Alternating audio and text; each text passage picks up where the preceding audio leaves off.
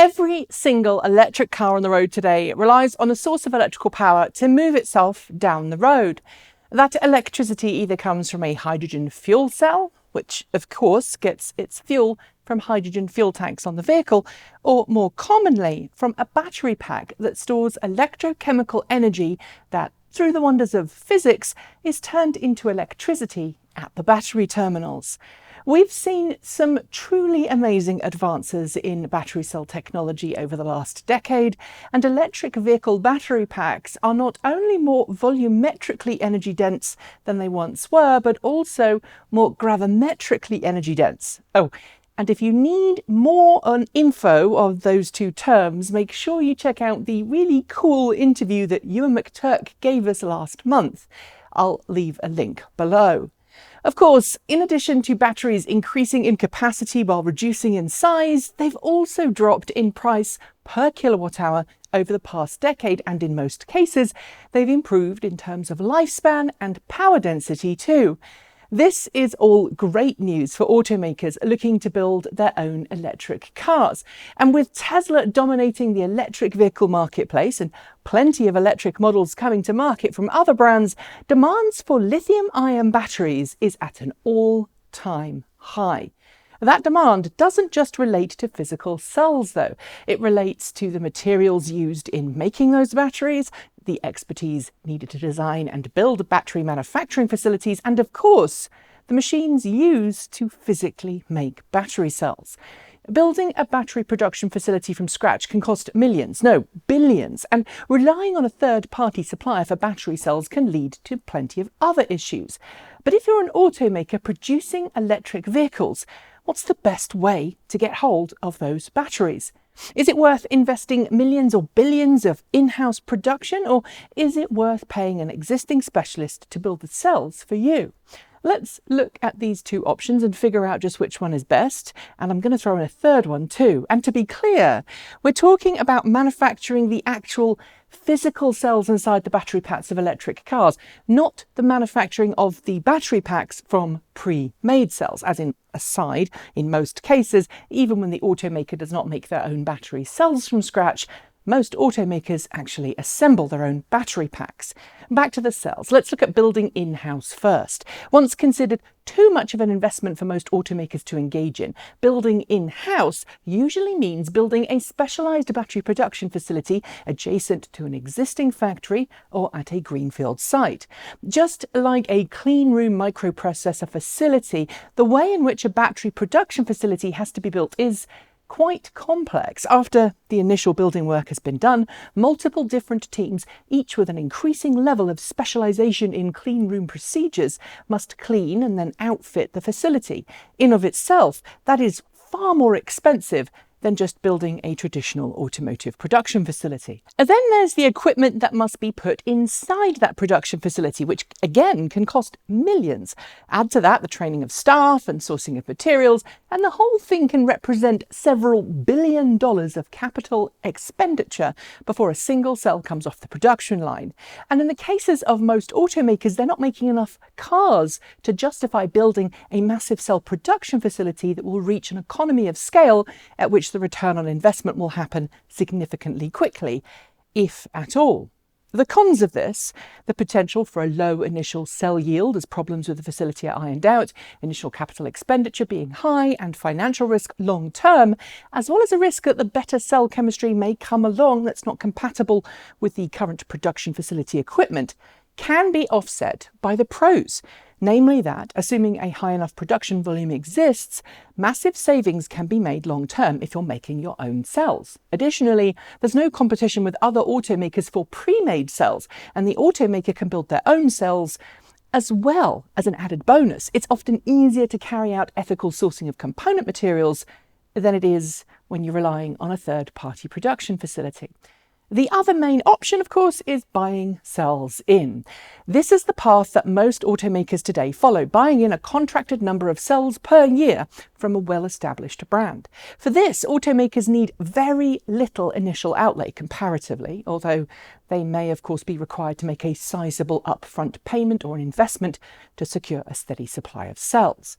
The advantage here is that it's often possible to buy cells from an established, well-trusted brand that are not only familiar with the cell chemistry that the automaker wishes to use, but have the ability to produce large enough volumes that economies of scale can come into play, even if the automaker isn't buying a huge number of cells.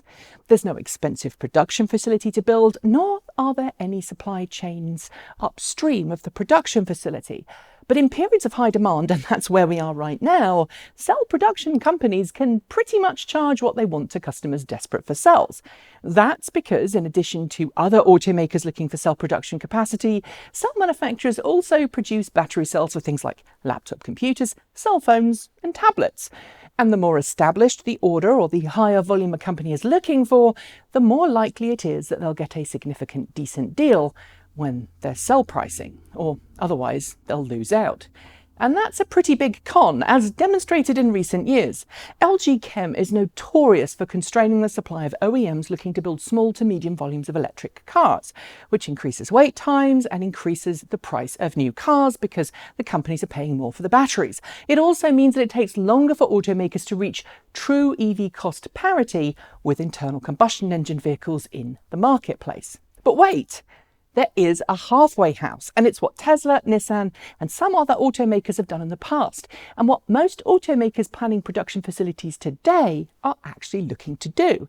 Sometimes it involves a simple partnership between a battery specialist and an automaker, and sometimes, most usually, it involves the creation of a jointly owned battery production facility in which each company provides sizable investment and battery cells are either produced under license from the established parent brand or produced a new cell design that is jointly developed by both companies.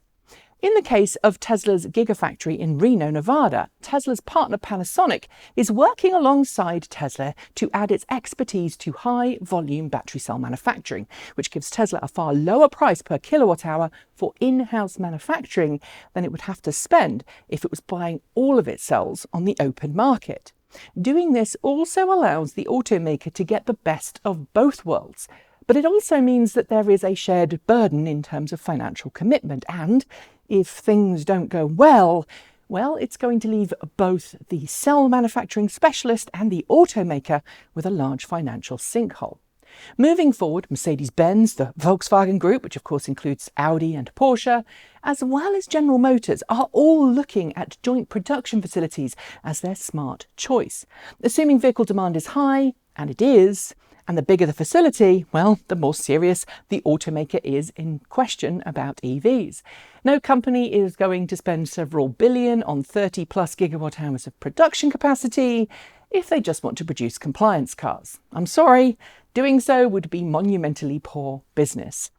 As for Tesla, the company has made no secret of the fact that it's doing a bit of all of the above. It's getting its cells from some third-party suppliers for certain vehicles in some markets, and as evidenced by a recent application to change cells in its Model 3 in China, sometimes even different cell chemistries in the same vehicle in different markets.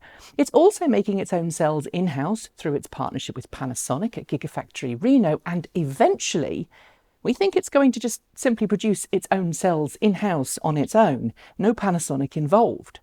Ultimately, that's going to be the most cost-effective solution for high-volume cars, and as Peter Rawlinson said in my interview with him yesterday on this channel, Tesla is so far ahead of the competition, it is at that point where it's going to start manufacturing its own cells with nobody else's help. As for those mainstream automakers that are still buying their cells in and making few or no cells themselves with no plans for their own cell production facilities, it kind of gives you an idea of where they are in the production process to turn gasoline fleets into electric ones. That's it for today's video. If you'd like to help us make more videos like this, please do like, comment and subscribe, and you can support us using one of the links below. Thanks to the folks scrolling by on my right. They are our charged up patrons. Thanks also go to Jeffrey Songster, John Lyons and Regine Fellows. They are our self-driving patrons, and extra special thanks to our top-level Starman patrons, Marcel Ward, Reggie Watts, JP Fagerback and Sean Udea. If you're looking for something else to watch from the channel, Google's AI thinks you might enjoy this one, so check it out if you haven't. And I'll be back soon with more content for you all to enjoy. In the meantime, I hope that you have a great rest of your week. Wash your hands, stay safe, and work to become a better, kinder person. Strive for equality and treat others as you'd like to be treated yourself. Thank you for joining me, and until next time, keep evolving.